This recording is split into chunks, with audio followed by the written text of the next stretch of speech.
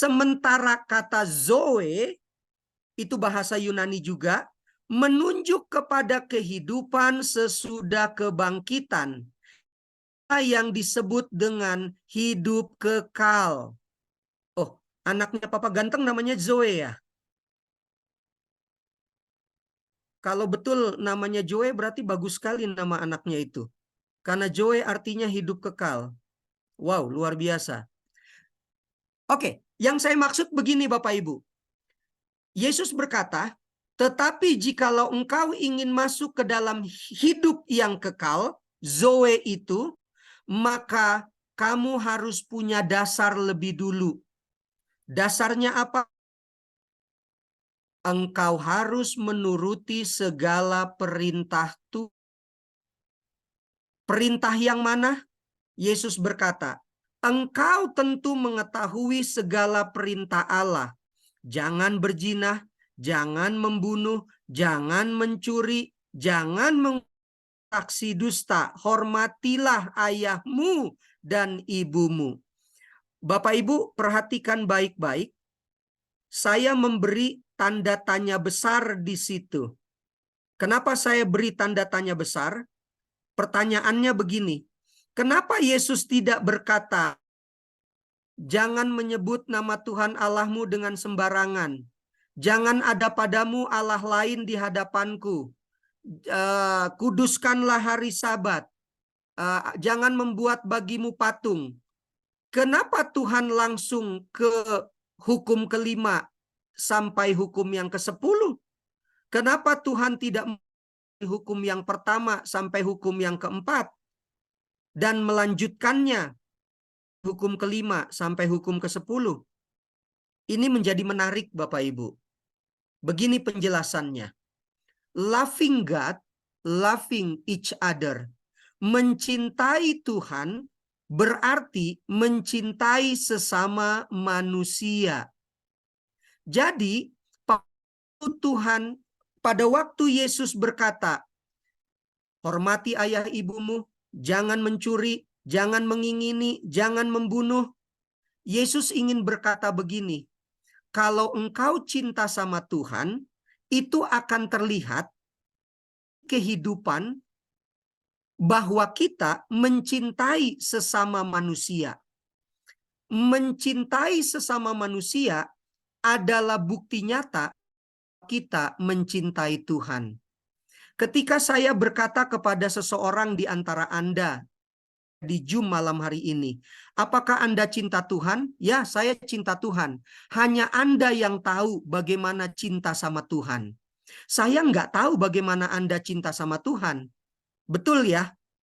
Tetapi ketika Anda dan saya mengasihi sesama manusia, maka itu sudah bukti nyata bahwa kita mencintai. Itulah sebabnya Yesus tidak berkata, jangan ada padamu Allah lain di hadapanku. Kuduskanlah hari Sabat. Jangan jangan menyebut nama Tuhan Allah sembarangan. Yesus langsung kepada aplikasi kehidupan. Loving God, loving each other. Yesus berbicara tentang hati, Bapak Ibu. Apakah hatimu mencintai Tuhan dengan cara menuruti semua perintah-perintah? Kalau engkau mencintai Tuhan, di mana engkau akan mengasihi sesama manusia, maka yang harus kau lakukan adalah pergilah, jualah segala milikmu, apa yang kau miliki, berikan itu kepada orang miskin, bagikan itu, maka engkau akan beroleh harta di sorga. Setelah itu, datanglah keku, ikutlah aku yang adalah sumber kekayaan itu, sumber hidup kekal itu. Bapak Ibu, orang muda ini ingin sekali menjadi pengikut Tuhan. Tetapi ketika dia bertanya, "Guru yang baik, perbuatan baik apakah yang harus kulakukan untuk dapat hidup yang kekal?" Yesus tidak melihat kekayaannya, tetapi Yesus melihat apakah orang muda mempunyai kekayaan hati, bahwa hatinya penuh dengan cinta kepada Tuhan. Kalau orang sudah cinta Tuhan, maka dia akan melakukan apa yang Tuhan katakan. Penekanannya bukan soal menjual harta, Bapak Ibu. Saya kasih contoh. Sepasang insan, laki-laki dan perempuan sedang pacaran. Pacarnya yang perempuan berkata, "Bolehkah membelikan aku jam tangan? Belikan aku laptop?" Maka pacarnya yang laki-laki akan berjuang, Bapak Ibu. Akan berjuang semaksimal mungkin memenuhi keinginan daripada pacarnya yang perempuan itu. Ini sebuah gambaran.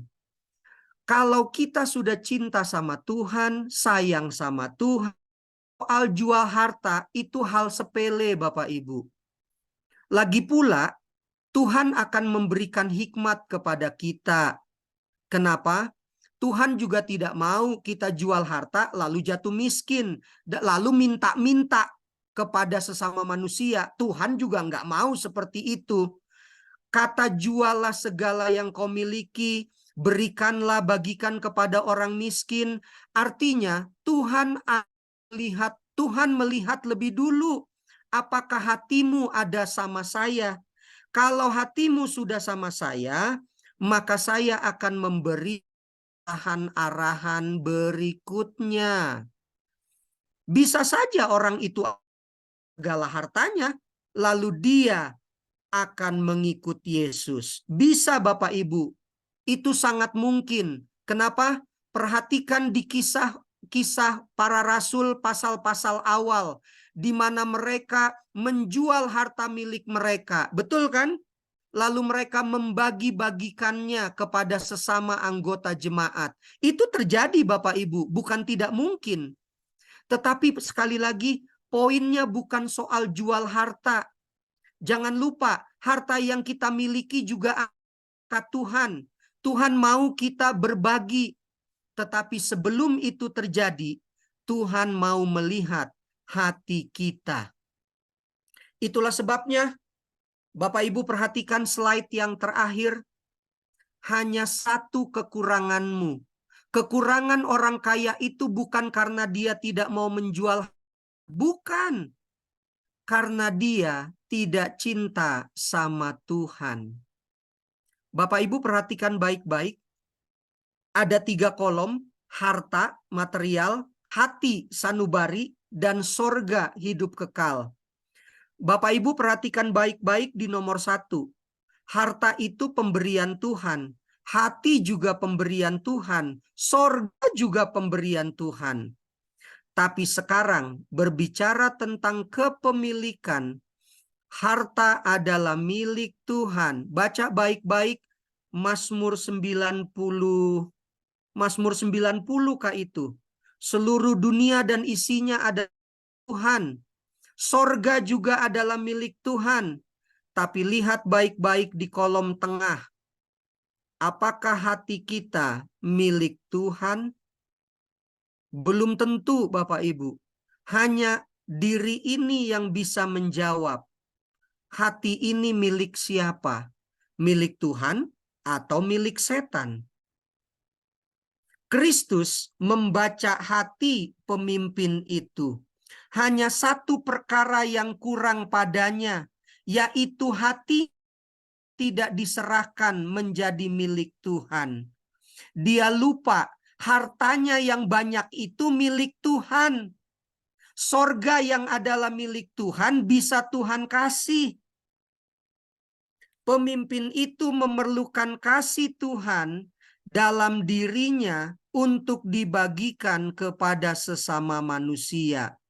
oleh memanjakan sifat, mementingkan diri, cinta diri, maka kasih pemimpin itu kepada Tuhan adalah kebohongan, penipuan belaka.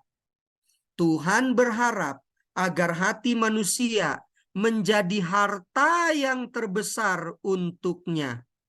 Bila mana diberikan kepada Tuhan, maka kekurangan seseorang akan tertutupi dan menjadi sempurna.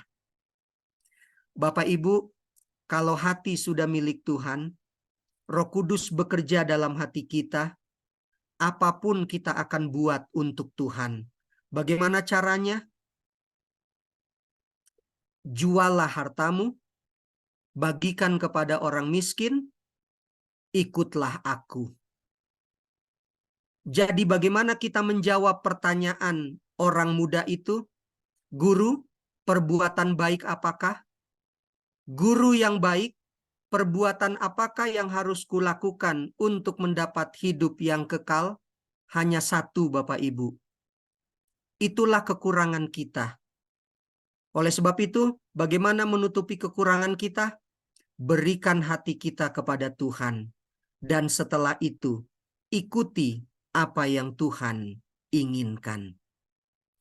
Satu kekurangan kita, kita belum memberikan hati kita sepenuhnya kepada Tuhan. Tuhan memberkati.